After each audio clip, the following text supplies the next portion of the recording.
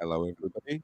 I'm Lavar. I work at the floor in production. Um, yeah, I guess if you're tuned in, you know who I am and what I do. So this month we are, well, the theme at the floor was kind of the power of words. It made me think about uh, people that I know who I'd love to talk to, who have a connection to books and literature, um, even if that's not entirely all that they do. So yeah, I'll let my guests introduce themselves actually, because listening to them talk just before this went live, uh, yeah, I don't think I can do justice to all of the things that they do. So, Crystal, introduce yourself. Hi guys, I'm Chris Mahey-Morgan. I'm founder of Own It. I'm a publisher and an agent. Own It's a storytelling lifestyle brand, and we have our publishers, we have an agency arm, and we kind of work across all of those mediums. Really, for us, it's storytelling at the heart of everything we do. So we call ourselves a storytelling lifestyle brand. We'll talk maybe a bit more about my journey into this kind of a bit later, but yeah, Own It is quite unconventional, largely because I've had quite an unconventional journey into founding the company, and we're trying to do really groundbreaking different things, I guess. Cool. Scott. I'm definitely not so specific. I own a company called Bookstr. We're the largest independently owned kind of content-based, social media-based company for book lovers. We have 1.5 million people on Facebook, 75,000 on Instagram. We've recently launched a very new original book talk thing on TikTok. We have 17,000 on Twitter, and we have a website which what I tell people is we're where book culture meets pop culture. The problem we're solving is most publishers talk about their books, not their authors. I come from the music world, and you want to promote a band, you promote a band, right? You don't promote their album necessarily, right? You're not like, here's the album, here's the album, here's the album. But the book world has always done that, where like they care more about Facebook ads and emailers than actually having people get to know the authors. So when I kind of entered into the book world as a music person, I just saw that there was no content based anything, and that the publishers do very little to promote authors. They'll do an author tour when they have a book, but they don't have that kind of approach that the music world has of really making the author the rock star. Like once you fall in love with the author, you want to buy anything they make. I mean, so I've always kind of taken that ethos of the music world and brought it to the book world. But besides that, how Lavar and I know each other is that actually I manage a band in India, and I also do content for companies in India. I worked with Viacom India, kind of creating their content strategy for VH1 Supersonic. And overall, I have a content agency that we work with all sorts of different companies. So I kind of keep my foot in a lot of different doors. But to me, it's all about bringing creativity to the world, being innovative, being on digital platforms, and just really having authors, musicians, artists, etc., like providing like a platform for them to be seen and heard. It's kind of interesting. When I was thinking about this, a lot of these have been around people that have kind of a DIY ethic and almost like a punk ethic. I don't think anybody that I've spoken to so far looks traditionally like a punk, but definitely that ethic goes through all of the work that the people do that I've spoken to so far. You touched on a couple of things there that were questions that I was going to put to you. One of them being kind of why you started the companies that you started, and what kind of deficiency in the system that is there already you were trying to respond to, and how you think you've gotten. So yeah, we heard a bit of that from Scott. So yeah, Crystal, like same question, because I know that you were very much in the uh, you know, the mainstream publishing world just prior to setting up your company. So yeah, that's true. So I worked at Penguin Random House for maybe 6 years, and then prior to that I was at PFD Literary and Film and TV Agency, and I just was very frustrated, like, just to be honest. Like, I felt like there was such a lack of representation, like true representation within the art space, especially publishing. It's quite elitist.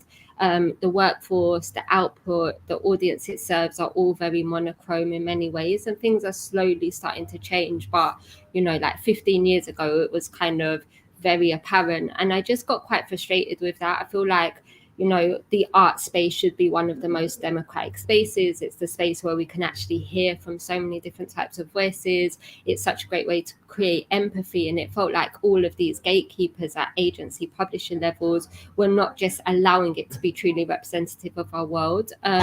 So one kind of Monday, really soul destroyed, kind of really just like, why am I doing this? And waking up every morning, I phoned my husband, and I just like, I can't do this anymore. Like, I'm coming home, I'm writing my resignation letter, I'm handing it in tomorrow, and that's that.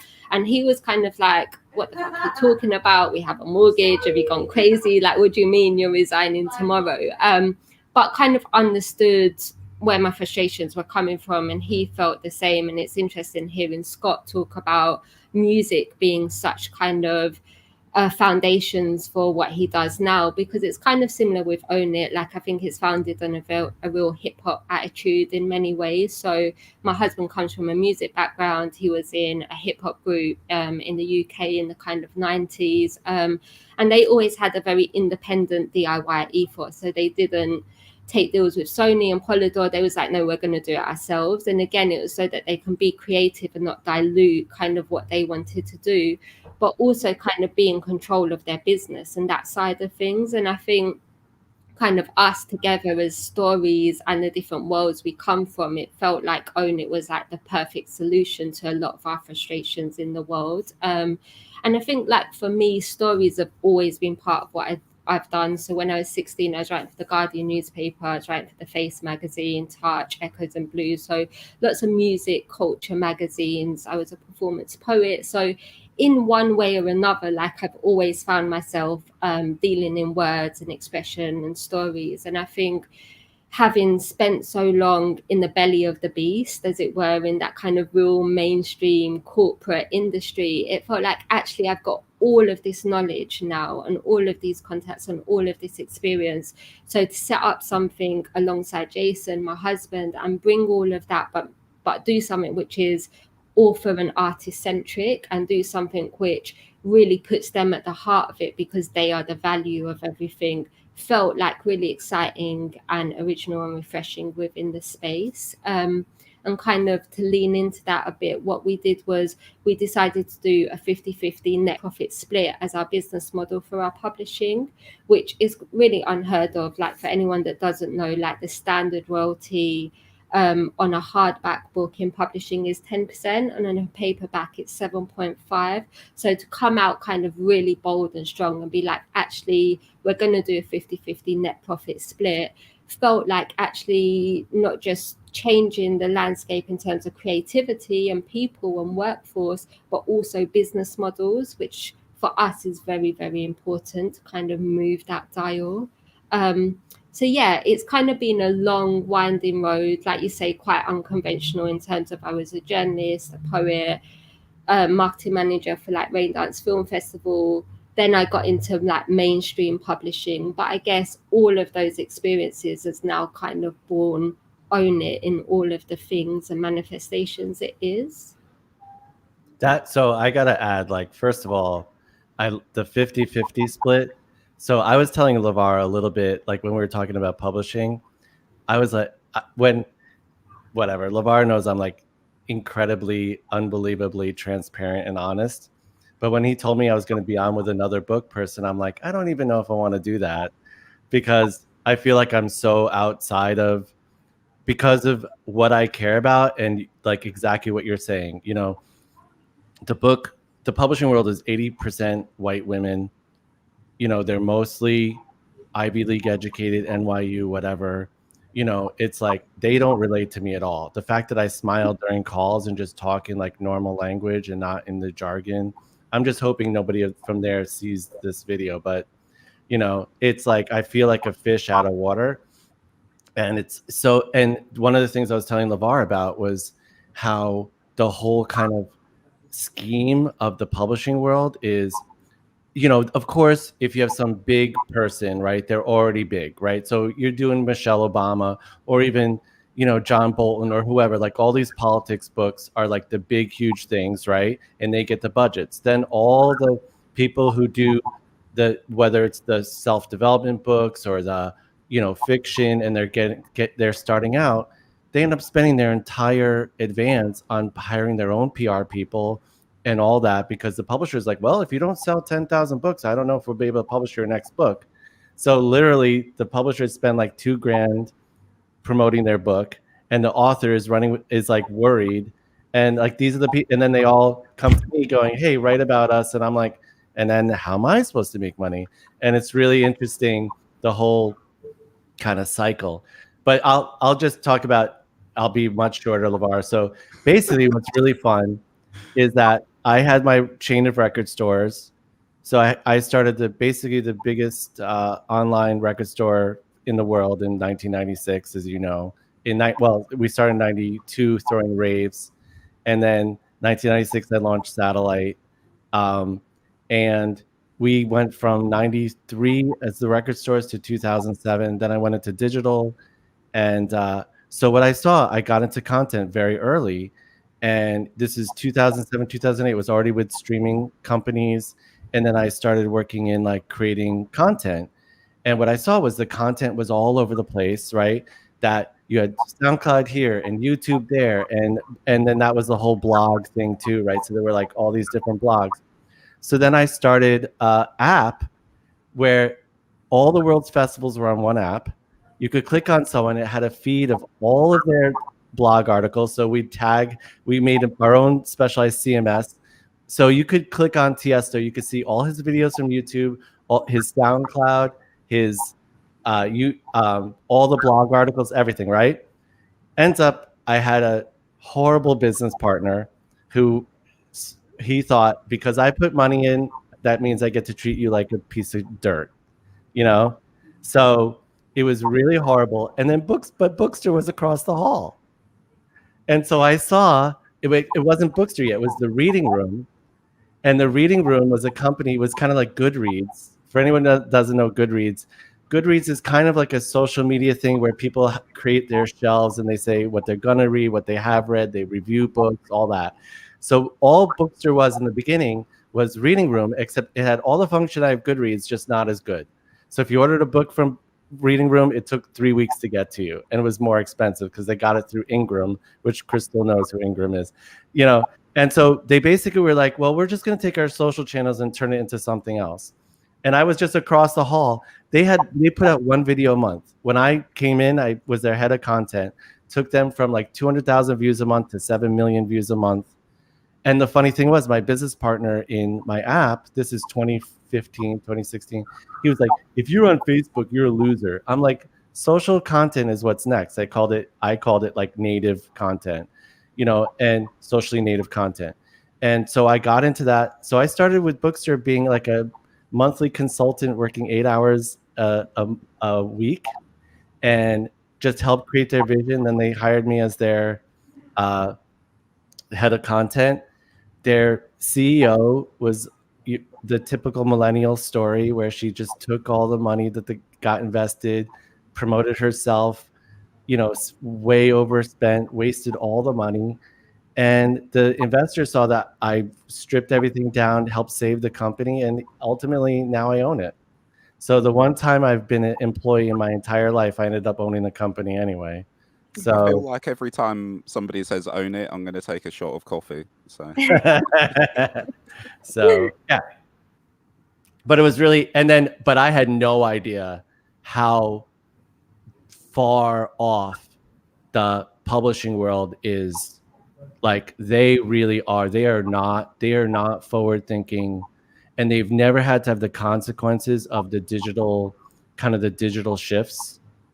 You get it? Like if you think about music, Tower Records got wiped out, right? HMV got wiped out. Like, you know, like all, you know, Spotify is wiping out Beatport, right? Beatport wiped out my stores, right? But that kind of like sea change has never happened in the publishing world. And I think because they haven't dealt with that is part of why it's so antiquated and not forward thinking. Like even having them understand about content-based marketing. And now I'm getting the stories about how the publishers are reaching out to the TikTokers. So there's a whole thing called Book Talk now.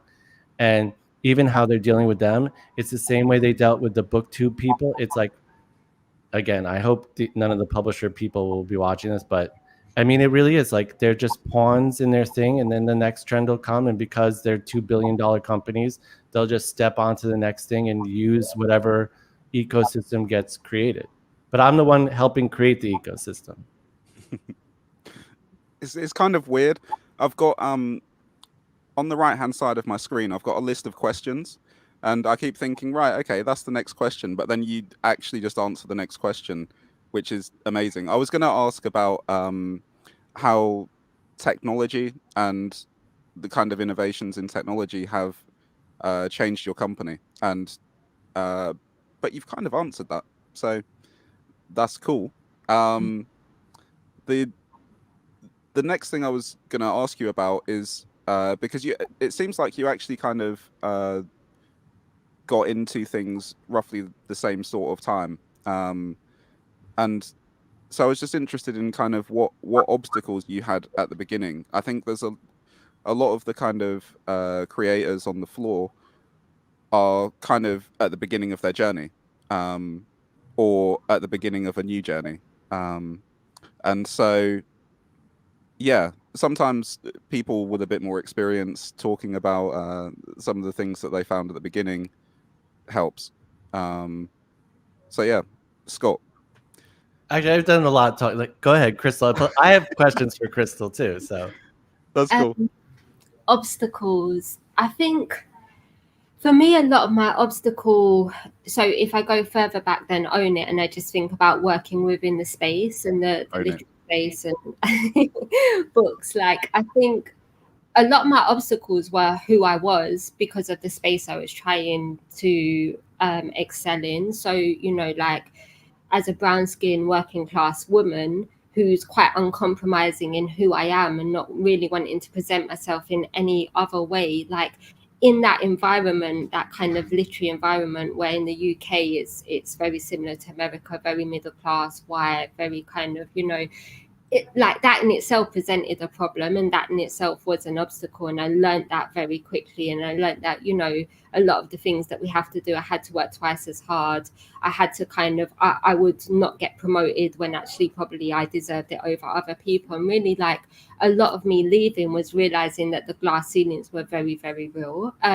So that as an obstacle was something that was kind of out of my control, but a real reality. And I think like, whoever is listening, if there are things where you feel you're in a space where whoever you are is underrepresented, I think it's really important to not try to change yourself, but understand that by you being who you are, you're going to change the industry or the space that you're in. And I think there's something very powerful in that, but also something very difficult. Like it's a lovely thing to say on a, you know, conversation like this. When you're day in, day out living it, it's very, very difficult. But I think acknowledging the reasons and acknowledging that often it's as a result of industries or spaces being the problem and not you is really important. In terms of obstacles, when I set up Own It, it was very difficult in the sense that everything we was doing was different and who we were very different. So even as a kind of startup, so, you know, I've spoke about myself, my business partner and husband, he's kind of British, Jamaican, we're both very working class. So us in this literary space is an anomaly, and kind of trying to start something up and being taken seriously, and then doing things the way we were doing them. So the 50-50 people like you're crazy. You don't understand the commercial viability of building a business if you're going to give away 50% of your profits, which isn't true. Like we're 5-6 years into our company, we've seen year-on-year growth every year. We're like in a very good position and continue to grow. So the idea that you have to be exploitative to be commercial is nonsense. It doesn't make sense. And it was very important for us to prove that by just doing it. So that was an obstacle. It was also when we started off as a publishing house. We then launched a literary film and TV agency again because there was just such a demand and need for it. That was an obstacle because people were like, how can you be a publishing house and an agency? There's a conflict. This doesn't make sense. This isn't the way publishing works or the space works. So every time you do something that's different and not how it's traditionally been done, you're always going to come up against barriers and obstacles. And for us, we kind of feel like the minute we're not coming up against barriers and obstacles, we're doing something wrong. Like we need to come back and look at ourselves and think about, are we really pushing boundaries in the way we want to, and the thing that motivates us to get up every day. I don't know if that's answered your question. I feel like I've just spoken for ages. No, that was great. I can't remember what the question Crystal, I'm so inspired. I want to like clone you and put you across the book industry. It's just amazing. Thank you. And again, it sounds to me like your structure is kind of inspired by the music world, because in the music world, yeah, like of course you have it, like you're managing people and you're putting out their records and like, you know, you do a 50-50, like it's all normal, right? Like everything you're saying is to me extremely normal. And then so I'll just say a couple things. So first of all, what's really interesting is, yeah, I come from I will always be from the music industry. I don't care how big I get in the book world. I love the music industry. It is who I am. It is who I will always be. I am so proud of who we are as a community. And I think every art world should strive to be more like the music world. Yes, people like Scooter Braun get like over indexed as a piece of shit who took his artist stuff. But overall, like the commitment underneath everybody and just the like just all the like the democracy of it too, that it really is. Yes, is it hard to reach the top? Absolutely. But the gatekeeping in the book world, holy shit. I mean, it's 10 times what it is in the book world. And you know, the one thing I was going to say first to what Crystal said is it is the best time ever to be not a white man. Now, I'm Jewish. I hate when people call me white. Like, to me, Jews, we have our own thing, but I appear white. And that people are like, well, what's white privilege? And I said, well, you know what's white privilege? They forgot to take the security tag off my jacket when I left H&M, and they just said, go back to the counter. I was like, that's white privilege.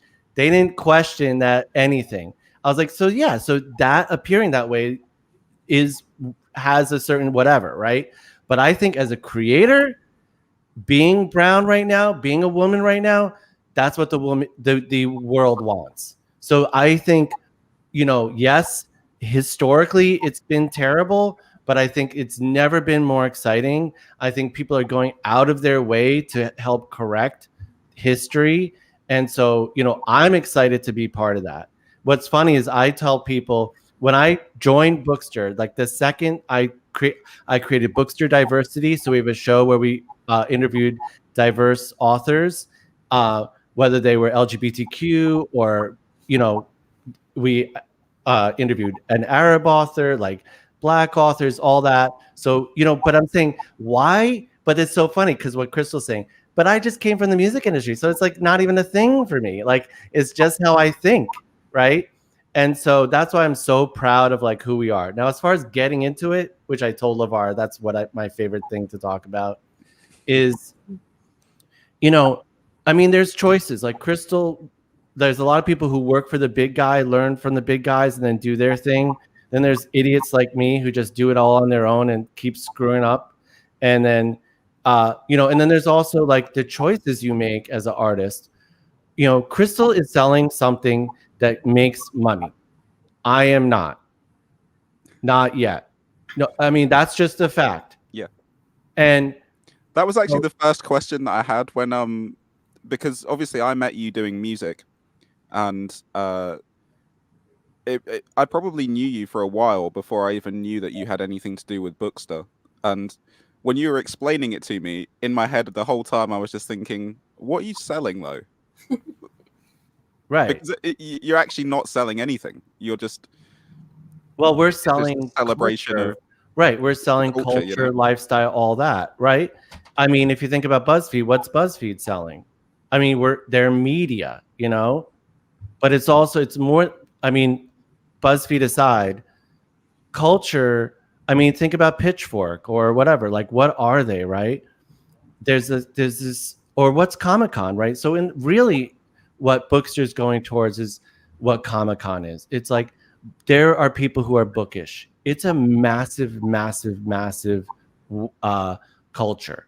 You know, go on Etsy, you'll find all sorts of people who make like there's like a company that makes phone covers that are based on old book covers. You know, there's you know, book art bookmarks. She makes these beautiful handmade bookmarks. I mean, that's right. So that's like my life's work, is bringing creative people to the world. But yeah, I need to be supported. That if a publisher is going to put their author on my channel, that they pay me to do that, to provide a platform. But they don't want to. They're like, we just do PR. We're not doing marketing. We don't have a marketing budget. And I'm like, okay, well, bye. You know. So yeah. So for me, I have a very kind of long term, and I think for some of the people who you know, are part of the floor, you're going to be in my neck of the woods where you have a vision and you have to hang in there and do it. And you have to believe in it. So really what I'm doing with Bookstr is the way I make money right now. Again, I hope the wrong people don't watch this, but it really is like Bookstr is I'm such an expert in the world of content and social media that that's what I do now. I make money by being an agency for other companies, you know, but Bookstr is like the place I innovate. So let's put it this way. So we have a show called 3 to Read, right? We pick 3 books every week. We have an IGTV video. We have a TikTok video. We have a Reels video. So those are already in 3 different formats already. You have a long form, like sitting with the books, telling the thing. Then you have a TikTok where, you know, it's 1 minute. You have to edit it like TikTok. Reel, you only have 30 seconds. It's slower. You have to do all that. Then we also have an article. We also have a video for Facebook. You know, no one is doing what I'm doing. But I have to wait for that industry to appreciate that. You know what I mean? That's all it is. Because in the music world, that fight isn't there. People are all about innovating. So, you know I'm innovating, but my whole, you know, it's like, hopefully you just have to decide, are you going to hang in there and keep innovating, or are you going to do what other people are doing, you know? And Crystal luckily and smartly has picked something where there's an actual product and people hand her money. You know, I have products, but I need people like Crystal to pay me money to be part of that. You know, the giveaways at Bookstr get 3,000 entries. We get 3,000. Crystal knows that's huge. Because we approach it in like a creative way. Like we have the book, and then we have these prizes that go with it, and it's a whole thematic thing and all that. And then people are like, well, I'm going to do a giveaway on Goodreads that costs $150.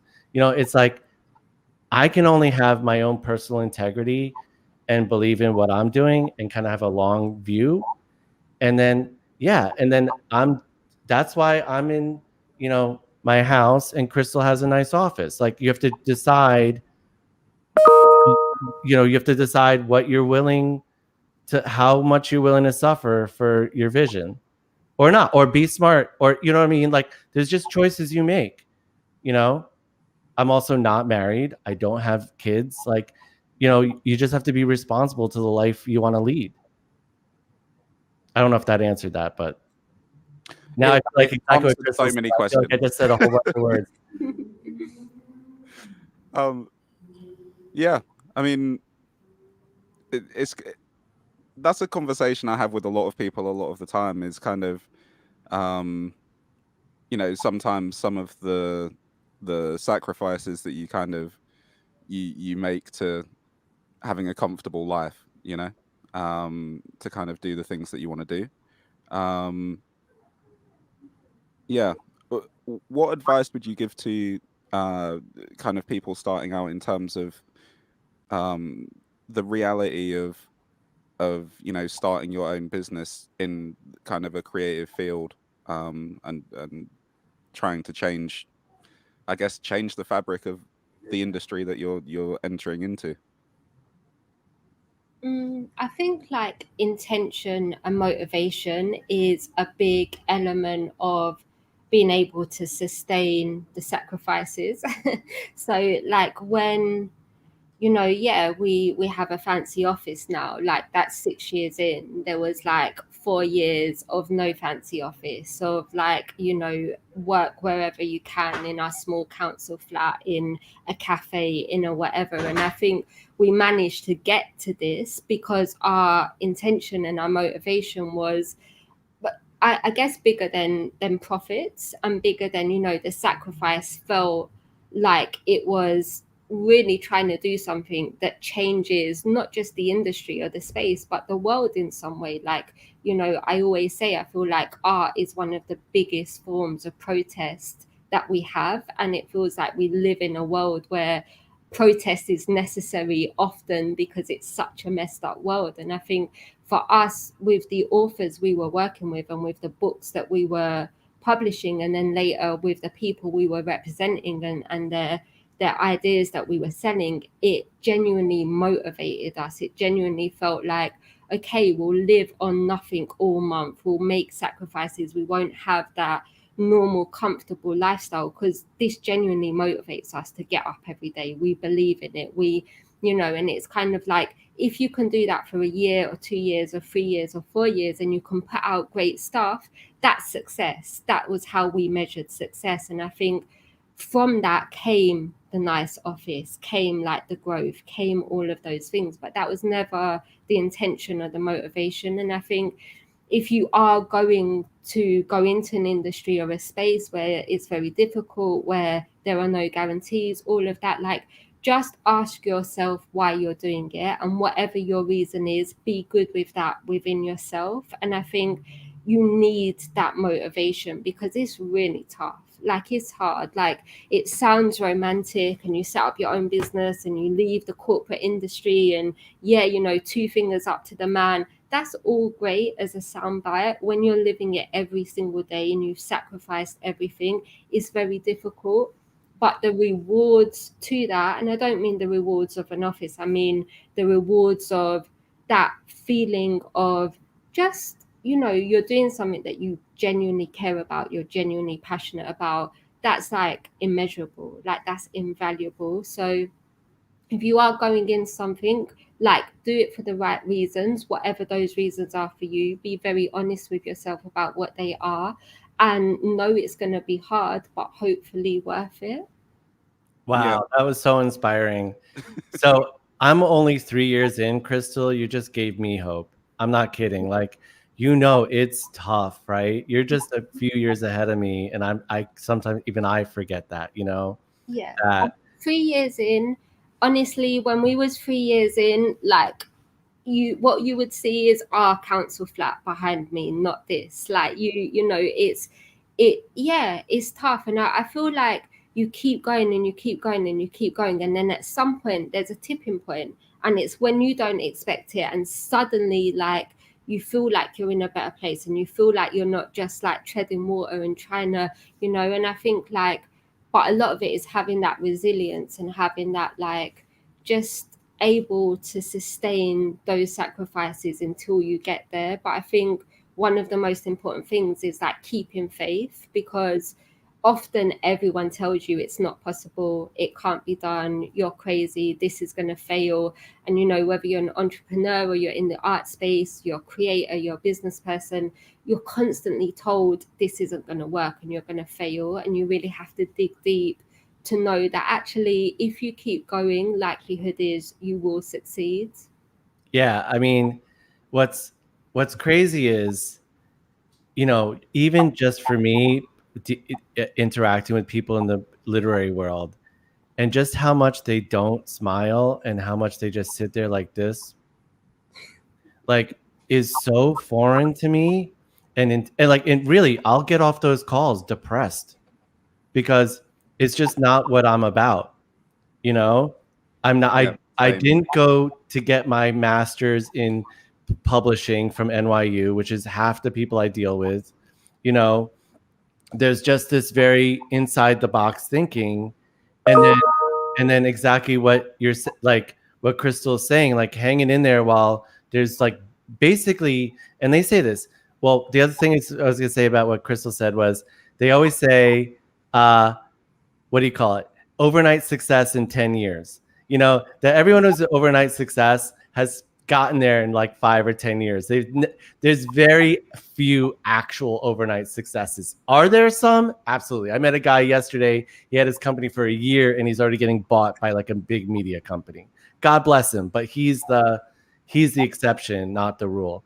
So what I was going to say up to your question was, obviously I've kind of answered it to some degree, right? Of being really purpose driven, but it really is like my motivation and why I'm a crazy person is I'm doing Bookstr because, and what's funny is like, I had such a bad experience when I joined Bookstr because the person who was running it, like she was being competitive with me, and I don't even come from that. Like, I'm like, if you do something for a company, yeah, Crystal, you've been in like the corporate environment, so you know that it's like, are we on the same mission or are you compete? Like if I did well in a meeting, then the next meeting she would like repeat what I said, so I couldn't say it. You know, like it was crazy. I'd never been in that kind of. So actually, me joining Bookstr was a really unpleasant experience, but I had a vision for it. It was just across the hall from me. That's what I'm saying. Like, it was just across the hall from my app company. And luckily, because of this app, I get to work in India. I meet Lavar by managing a band in India, which I discovered sitting down at a desk, you know, at ADE Mumbai, and some guy played a demo to me. And now we're working. I mean, and you know, Lavar, their music's amazing. And so out of this terrible experience, actually having seen how you deal with that part of your life, made me know that that's why I wanted to talk to you on here, and why I thought that you and Crystal would get on, is that I can see, you know, first of all, your integrity, but also that you just really believe in the band. And so you were just like, whatever it takes to kind of get them a bit further along, I'm up for it. I'll do it. Yeah, and literally the first 2 years. It doesn't even make sense, some of the things that you do. I'm just like, okay, cool. I wouldn't do that. What? Give me an example. I'd be living in a cardboard box somewhere. What do you mean? Like paying for things, or no? I mean, look, the opportunity is to have the first pop band ever out of India on an international level. Not some Bollywood person moving to LA with millions of dollars, you know, whatever, because that's already happening with Arman Malik. But with Cryosis, to actually have a band like work together and like I said, the first 2 years we threw out, I could show you all the old demos. They used to make bass music. You wouldn't even know that, right? And we're just like, no, this isn't it. And to just put the work in because you believe in it. But what I was going to say is like, look, I do things because they're not being done. That's my motivation. And to me, that's what really the essence of being an entrepreneur is. If you're a business person, you're following a certain set of rules. Like I think I was just telling someone yesterday, there's the bakery that's owned by a businessman who says, I'm going to open a bakery. This is how bakeries make money. Now I'm going to hire a chef. And then there's the chef who opens a bakery. We're talking to those people and we're saying, listen, you might be the best chef in the world, but you also, or baker, sorry, whatever the terminology is, but you better also learn how to run a bakery. And I think that's the unique position that creative people are in, is that their greatness is in their creativity, but they better have some grasp on how are they gonna, how are they gonna make it a business? And I've made huge mistakes, and I've lost everything because of not knowing what a normal business person would have known. But on the other hand, I probably never would have had what I had if I knew what a normal business person, because they're taught to follow certain rules and do certain things. and like, 1 + 1 = 2. And people said, why did you open your record store? I said, I was sick of being treated like shit at the other record stores. We were the first record store with listening stations in New York and possibly America. And it really was. We democratized shop. I mean, in England, going there, the guys behind the counter, I'm like, fuck these guys.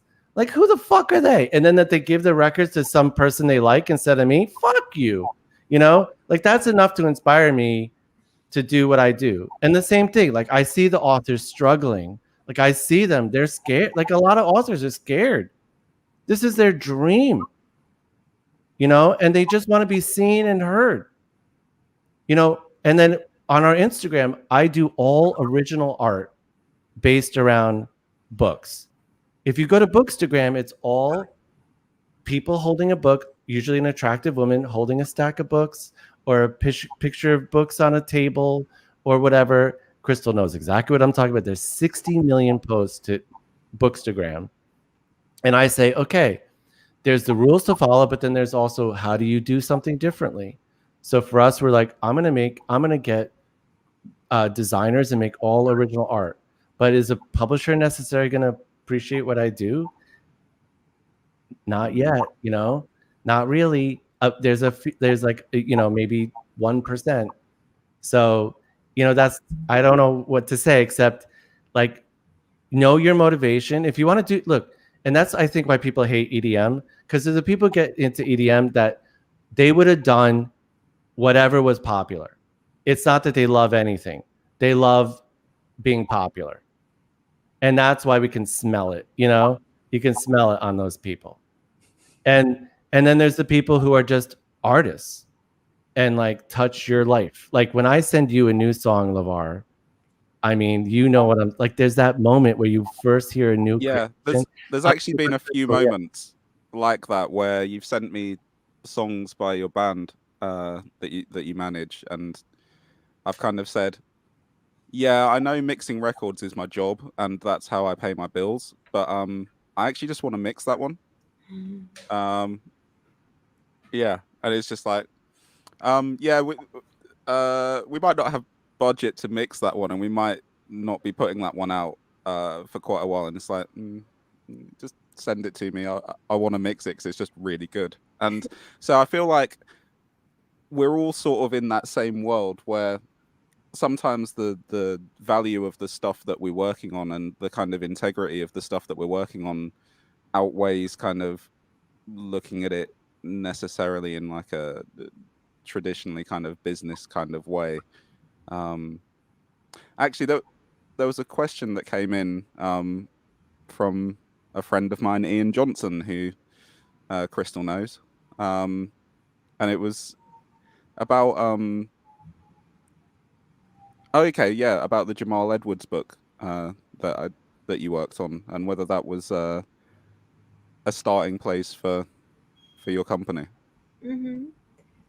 I think maybe my passion for Jamal's book came from the fact that Own It was already forming, and it was already something that I wanted. So this frustration with the industry had existed for long before.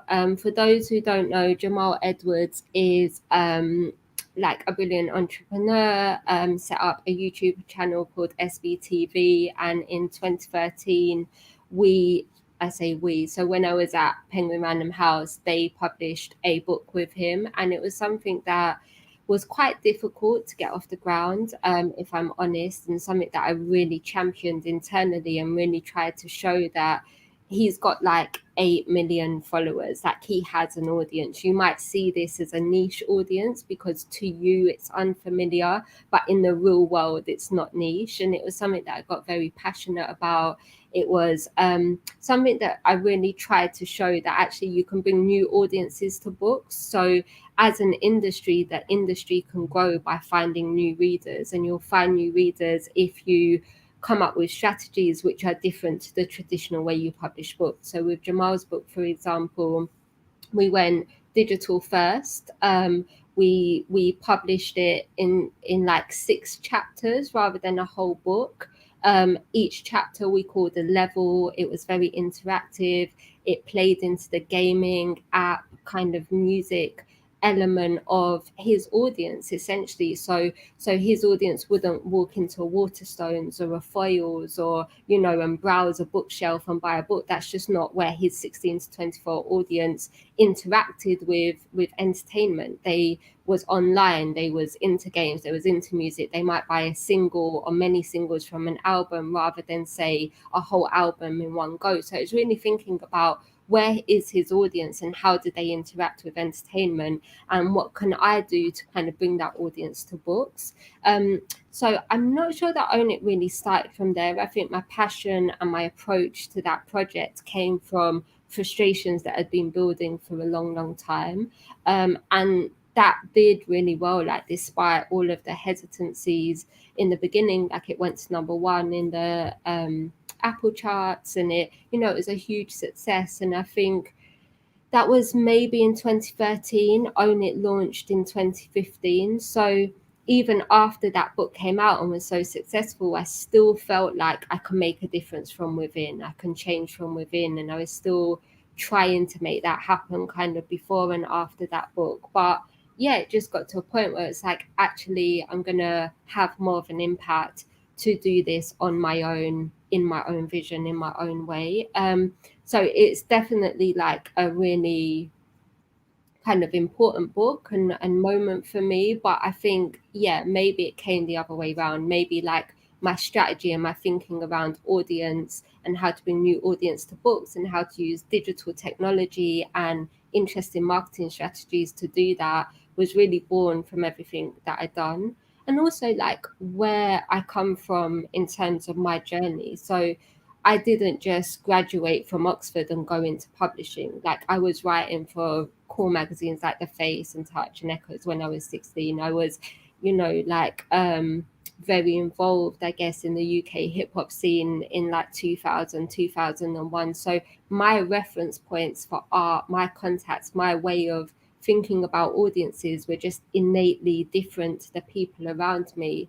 And so I organically approached things in a very different way and understood audiences and potential artists in a very different way. Yeah. That's like the some of those innovations in the way that you help people to kind of market themselves, or the way that you tell stories.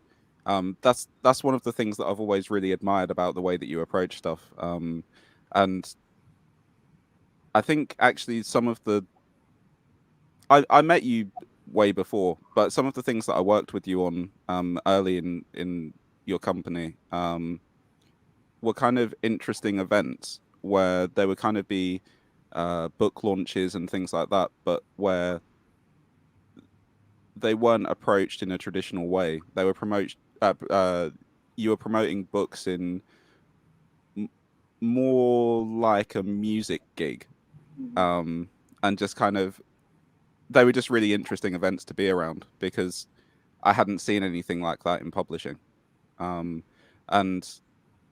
yeah, I suppose now there's one or two more people approaching things in that way, but definitely at the time that you started your company, I had never seen that before. Yeah. I'm really glad to. So I'm telling you, Crystal, when Lavar was like, "It's going to be more about books," I'm like, I don't know if I don't even talk about it, because it really is like, you almost cancelled on me when I said, right, I've got this friend and she works in the publishing, and because I really just like to talk about creativity in general, because there is a lot of disappointment that I've had about this industry. And I guess like part of what I tell people, and even just hearing you gives me hope, but it really is that the worse something is, when something sucks, that's opportunity. Mm-hmm. But I mean, but the problem is there's a lot of suffering too. I mean, like with my record stores, I mean, you know, we started, obviously, I mean, we ended up becoming the biggest record store in America for dance music and possibly the world. Like at our peak, we did $7 million a year. So in like the 90s. So, you know, not bad for a kid out of music school. Like I wrote music for modern dance, and I was, and through raves and was a DJ, and got a BFA in music. But on the other hand, I had no business I mean, we owed so much back taxes because we just didn't file the right taxes. Like the mistakes we made are just, at least there's the internet now, like way better. But like we had no effing idea what we were doing. Like I went to Atlanta to DJ, saw this cool rave store. They had like a basement. And I walk up to the guy, I'm like, "Do you want a record store here?" And I opened a record store in Atlanta. And then I opened a record store and like sight unseen, like no, just. And then I went to London in 2000 to open, and I can't remember who it was. Very famous record store. I'm like, "Why do you close at 7?" I'm like, "People have just gone out of work. What kind of dumb shit is that?" And they're like, "It is this way because it's always been this way." I'm like, "That's a fucking answer. I'm gonna come to London and rip the shit out of you guys." Unfortunately, September 11th happened, but it's like that. Inside the box, I mean, so we were ready to open up Satellite London. I had a place in Soho, everything. But then some of those things don't even make sense. That's a conversation I have with a lot of people, is that if you're trying to represent a group of people or an art form, the way that you represent it should be consistent with what it is. And so something like music, every time I do a show or work on a music event, it's at nighttime. So it never made any sense to me that, you'd go and buy a record at 9 a.m. and you couldn't buy a record after 5 o'clock at night. I mean, it's different in London slightly, but I grew up in the countryside and it was kind of, everything closed at 5. So it was like, but that's what I'm saying. Breaking it is hard. And Crystal going through that. I'm going through that. I'm even laughing that she was talking about Penguin Random House. I wanted to do a dating show. I did a dating show called Must Love Books. Got them to like sponsor it. And then they were really unhappy with the production. I'm like, this is for social media. You thought I was going to do some polished, YouTube show. It looks like it was done in the studio with a tiny bit of money you gave me. But that breakdown was just, I mean, and then I saw like the lawyer who contacted me from Penguin Random House had graduated from like Harvard Law School. I'm like, holy fuck. It was scary, right? Because I'm just this little tiny independent company. Oh, and that's the other thing. You have to decide, do I want investors or don't I? Like this time around with Bookstr, I have 0 investors, nothing. I've done everything. There's interns who give their time, and they know like and I know I have to train them and have them get value, but it's like, we're not making money off of some of the stuff we're doing, so I can't invest in it either. So it really is like, if you have a purpose, if you have people who are willing to get on board, and you have to decide, what's my approach? Am I going to try to get an investor? Am I going to spend my time writing business plans, or am I just going to go do it and kind of have it feed itself? And one goes a lot slower, and you have to be willing. It's so funny. I'm being reminded by Crystal, like, yeah, I'm already getting impatient, and I'm forgetting that, 3 years is not a long time. I feel like a failure already after 3 years. That's what's funny. Like, but I'm saying, if I'm telling you that, that, and you're a creator out there of anything, just everyone feels that way, no, and I'm sure even with Crystal's beautiful office, which I brought up too many times already, she has her moments. So much office envy. Yeah. I do have office envy. On the other hand, I love not having an office anymore. So because of COVID. So it's been so great. We have people all over the world. Like our editor is in India, right? Our, the person who makes most of our reels is in Brazil. Our writing editor is in India. Then, Sid, who does the video with me, he's in India. I have people like, literally, we have a writer that's in Tunisia. I mean, it's just the opportunity right now of like interacting with people and creating something that you don't have to worry about having an office. It's never been better. Like, as horrible as COVID was, the reset and the kind of new chances it gave wasn't so bad. It's so funny. We're sort of, I want to talk to you all night, but we have to keep it relatively succinct. But actually, that was the next thing I was going to ask you about. So sort of a few quicker kind of questions. Was changes that have happened over the last 18 months, I guess, due to what's happened in the world, that are actually changes that you'd like to keep moving forward as things kind of start to open up more? I don't know if I'll keep this forever. I already feel myself backsliding a bit, but something that I'd like to do. So I think COVID and the lockdowns was like a moment just to, like Scott said, reset, but also just think about that work-life balance for me personally. I'm sure it's the same for Scott and, Lavar, with you as a kind of entrepreneur with many hats. It's kind of like you're constantly on the go, and you either feel like you need to do that to grow, you need to do that to survive, so setting up a business, like, it's just 24/7, it's really, and I think what this whole period has done is actually just put some perspective to things and just like made me realize that actually that work-life balance and this kind of thing that we're told, or we tell ourselves, or I tell myself, that if I'm not constant 24/7, I'm slacking somehow, or I'm not doing what I should be doing. Like, I think that's really toxic and really damaging. And I think this period, I think it's the first time I've ever stopped as an adult.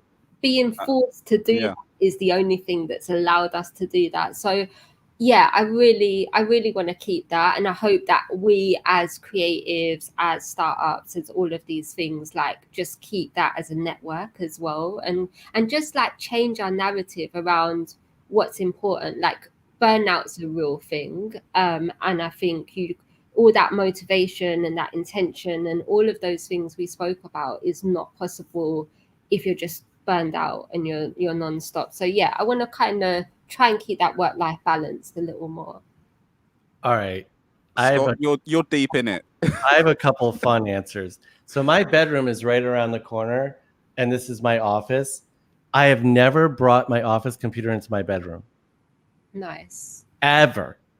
And setting up this office in this room has been the greatest thing to ever happen to me. I mean, I used to think working from home meant you were a loser. Like, and that used to be like, especially back in the, like, obviously like the .com days, like if you had real money, you had an office. If you don't have money, you don't have an office, And so it used to bother me to work from home. Now I freaking love it.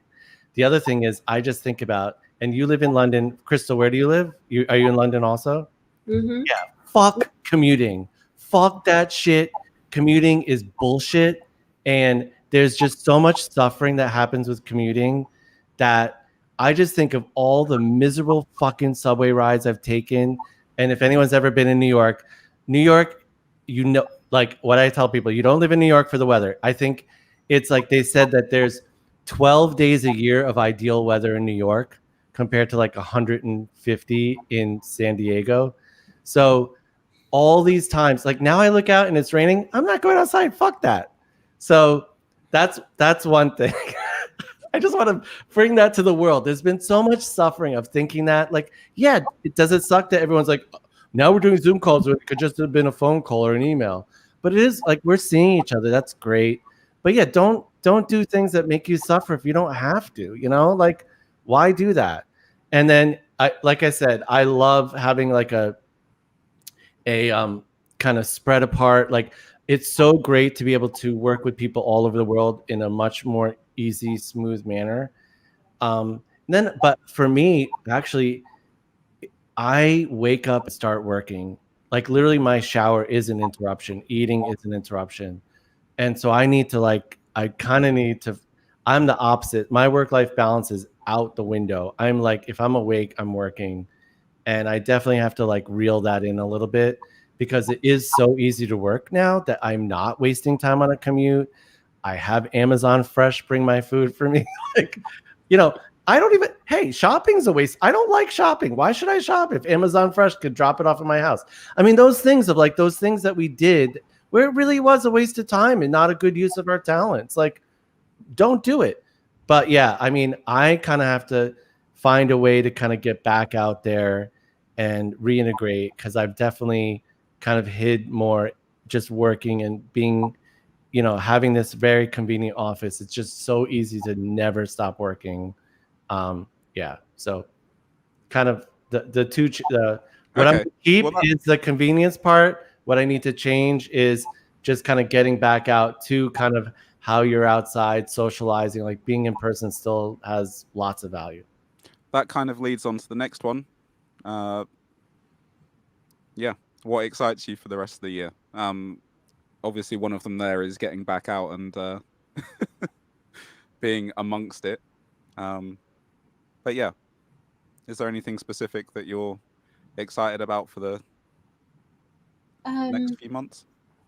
Yeah, I think like leaning into the getting back out there, like so Zoom is great, and I also love that international global, like, the world has become smaller, and in some ways that's been negative, but in other ways it's been really positive. But we're all such creative people, and one of the things I've missed the most is that just having people in the office, like, we it's quite informal. A lot of our authors or our artists often drop by and we see them, and it's all of the ideas that come up from those incidental conversations or those like little banter things that you weren't expecting. And I've really missed that, like that kind of impulsiveness of being together. So I'm excited for the world opening up for that. And then I guess I'm just excited about the authors and artists that we're working with, the projects that we're working on. We've got, just like such an eclectic mix of different things. And that's really exciting. Just like getting lost in the creativity of stuff and just, seeing where that goes. And just the idea of endless possibilities excites me.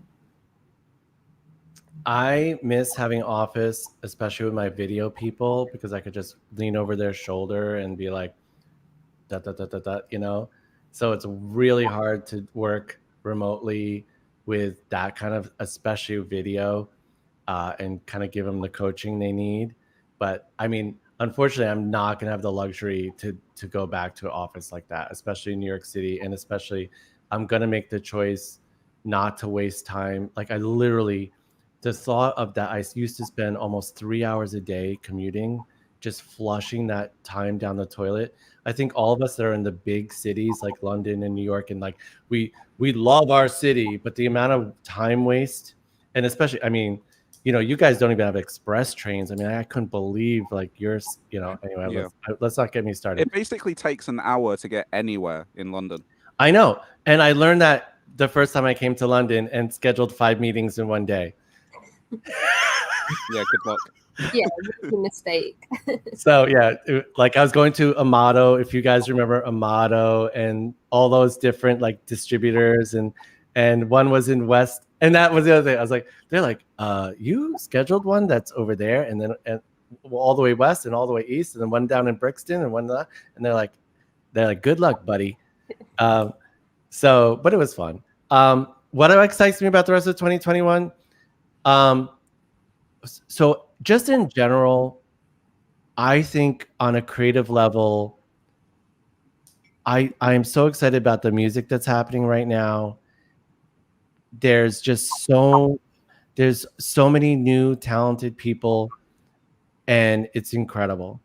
I think on what I was saying way earlier, if anyone's sticking with us all this time, is I think it's never been a more exciting time to be a non-white man. And I'm so excited for everybody else. And I'm not kidding. I'm so inspired to be managing an Indian band. I'm so inspired to see Arab voices and, Black voices and, LGBTQ voices get elevated and elevated and elevated.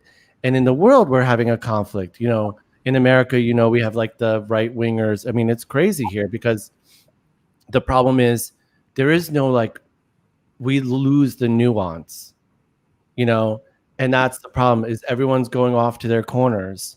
So I'm hoping that, some things just kind of come through, that the narrative doesn't get hijacked, because what's being done with diversity and like bringing new voices to the table I love that. And that's what I used to love about music. We didn't give a shit. If I go look back, half the managers of Satellite were gay. You know, we always had a woman working. We were the first store to do that. The one thing that look, the music industry definitely had its misogyny. We had diversity for sure, but I'm not going to say we didn't have misogyny. But yeah, it was just normal for us, right? I mean, you know, we had a staff that was every color under the sun, every you know, gay, straight, whatever. There wasn't even a thought. And then when I kind of got out to the real world, like publishing or whatever, I was like, whoa, you know, like it's almost, you don't realize how, you know, think that happens sometimes is that like the communities that we work in or that we spend our time in, you kind of think that that's a reflection of how the rest of the world is or how the rest of the country is. And definitely touring with musicians and stuff, especially musicians in London,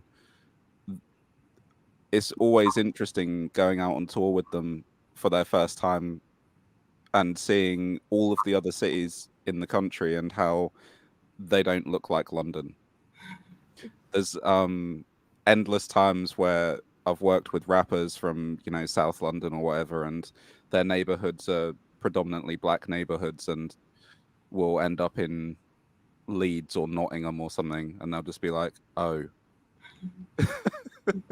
So yeah, definitely that yeah, and they'll going out into the real world sometimes is kind of, yeah, surprising. But if Citibank has a commercial with a gay couple in it, like if that's what it takes, that's what it takes, right? Like, I mean, if they're finally getting on the bandwagon, awesome. But I am excited about that. Right. We've kind of gone over time, but I'd just quickly like a book and a music recommendation from both of you, because you're both in those worlds, you know. Okay, a book. This is like my go-to book. I think it's like one of my favorite books ever. It's by Jeff Chang and it's called Hip Hop Can't Stop Won't Stop, and it's about hip hop, but to me it's about politics and society and so much of the things that I care about and inhabit, like what Own It is about. So that's like, and it's really comprehensive, and it's like so that's my book recommendation. That's one that I definitely have on my shelf out there.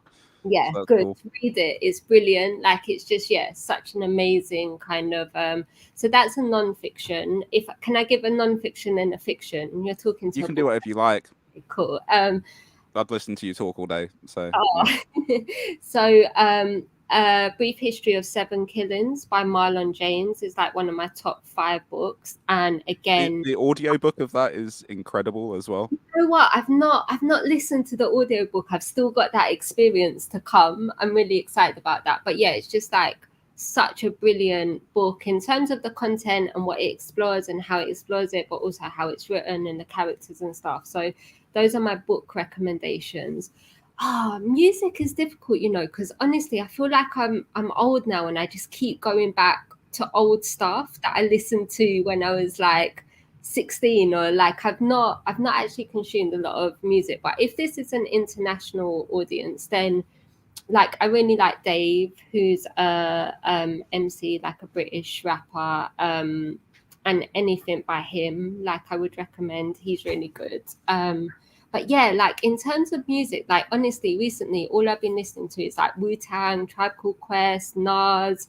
Like I've just been in that 90s, like Biggie. So yeah, like in terms of something current. I'm going to invite you to some shows that we're doing over the next couple of months. There's a few things that you need to see. All right, cool. That's a deal.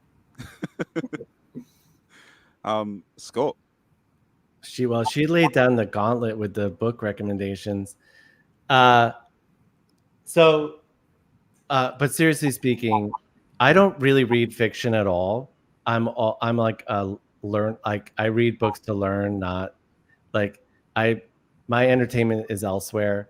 So no, I mean the kind of books I recommend, to be honest with you, are like kind of the foundational books as far as having people pursue their dreams. So, you know, Think and Grow Rich by Napoleon Hill, you know, was like the first kind of self-development, business development book ever written. And when you think about that, it was written, I think, 1937. And it was like one of the first books that said, don't listen to your parents if they don't agree with what you want to do with your life. You know, to say that in 1937 is just incredible. And, you know, there's other, I mean, obviously other books, but I mean, there's like a book called Blue Ocean Strategy, which is really about, but I think for us, we are talking to the Blue Ocean strategists already. So Blue Ocean Strategy is, you don't go, like where the sharks are, where everyone's eating is where you get eaten.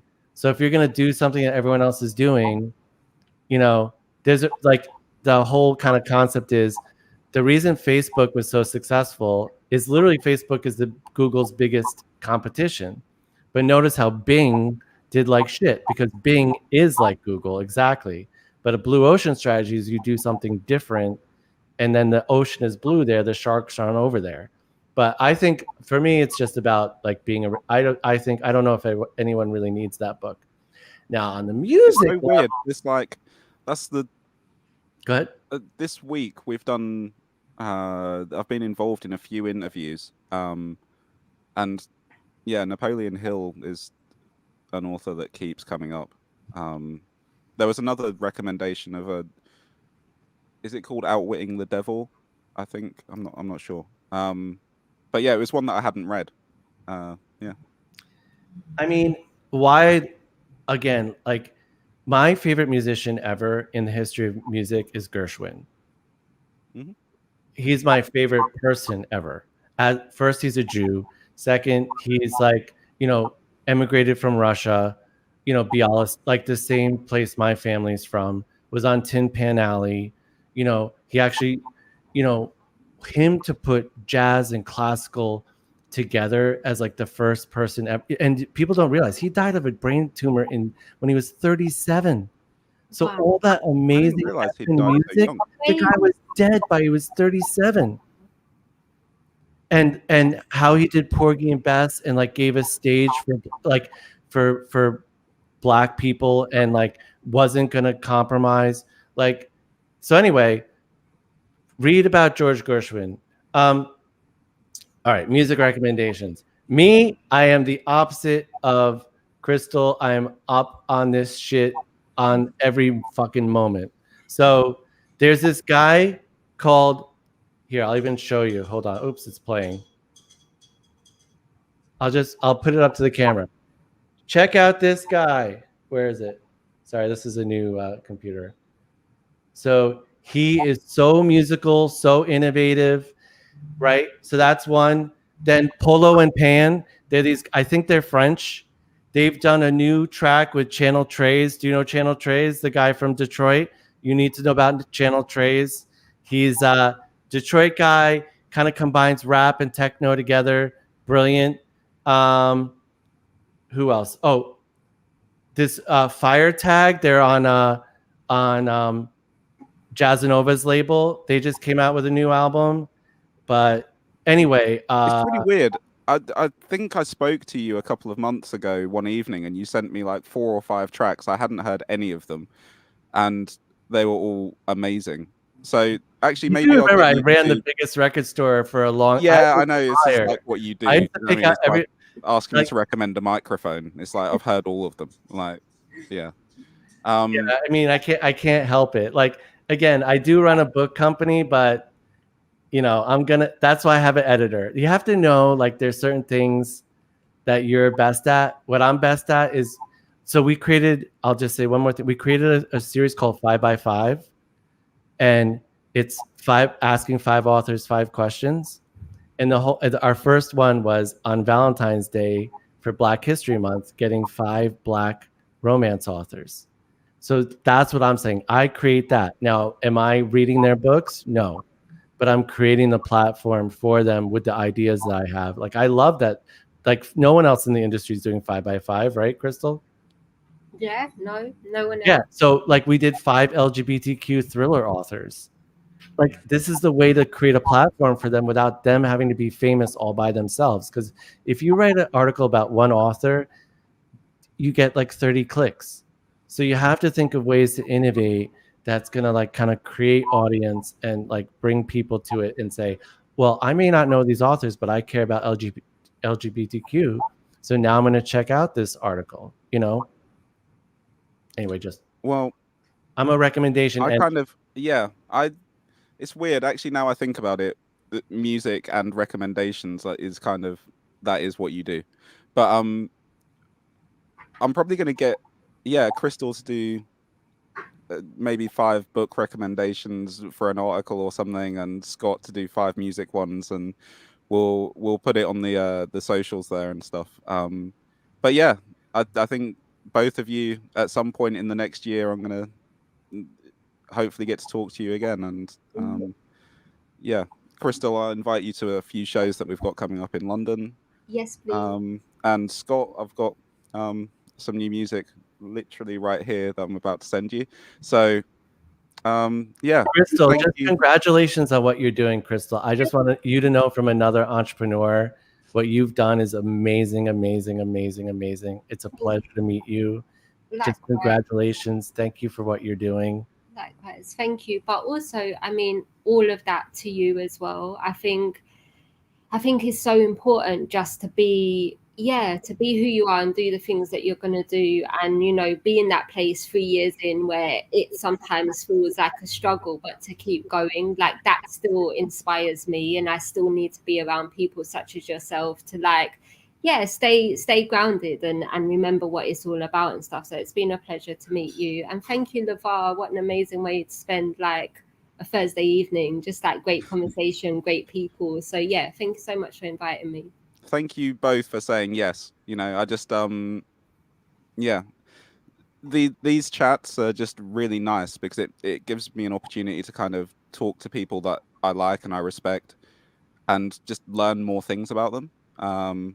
Every single one of these, I've learned a lot about people that kind of I interact with, but usually in a really different way. So yeah, thanks for saying yes, and hopefully I'm over no the next Mala. year or something. I saw you interviewed Mala. I'm like, oh man, no one's coming to this one. No one's coming to, like, I'm no Mala, but I really appreciate that you're like going outside of that it's not just about like, it really lifting the veil gives a lot of value to people. Everyone needs to listen to different perspectives, regardless of, whether they just need to trust that there's something to learn. Perfect. And so just before we go, where do people find you? Oh gosh, I always get this wrong. So on Twitter at ownitldn, on Instagram at own_it_ldn. Our website is www.ownit.london, and I personally on Twitter am at Crystal M. Morgan. Perfect. I've had so many guests on Bookstr making them do it that I've never had to do it before. It's so funny. So on Facebook, it's just Bookstr. On Instagram, it's Bookstr Official. On Twitter, it's Bookstr Official. On TikTok, it's Bookstr. On right. Oh, also Cryosis, the band I manage. Everyone should check them out. So on Instagram, Cryosis Music. I can't remember what we are on. I think we're just Cryosis on Facebook. We don't really do Twitter, and TikTok's not allowed in India, so we're trying to figure that out. And then for me, you can Scott Satellite. Satellite was the name of my record stores. I should have made that my DJ name. Stupidly, I called myself Scott Richmond. Didn't associate myself with my brand because I went to school for music, not marketing. But Scott Satellite is who I am on Instagram, and Scott Richmond on Facebook. But it's all like me talking about politics and shit. So I don't know if you want to do that on Instagram. I mean, my Facebook's a lot like Prash's Facebook, Cool. So. Yeah. So yeah, thanks to both of you.